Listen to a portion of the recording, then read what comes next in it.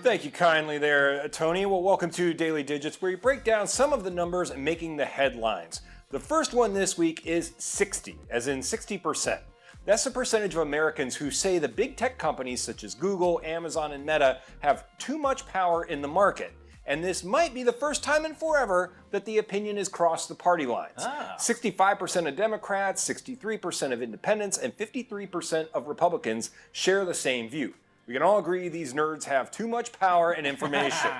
I mean, what do you guys think? Like, are you guys in that? Yeah, Do they have too much? It's frightening to think about when you go to do a Google search that Google is basically clearing out what they want you to see and what they don't want you to see. And elections, with Facebook, and we've heard how they can influence it, and we're influenced and we don't even realize we're being influenced. So I agree with you. Yep. Yes. And your next number is 158.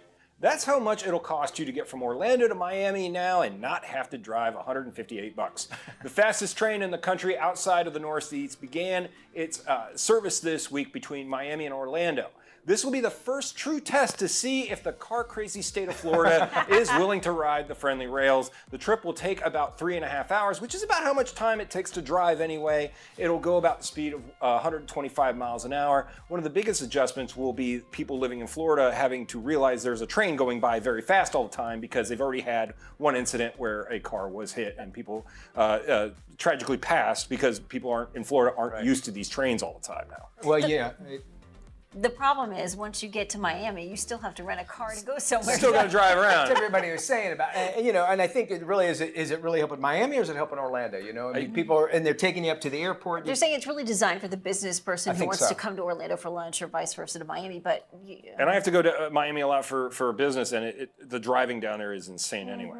Your next number is 60 again, but that is 60 billion.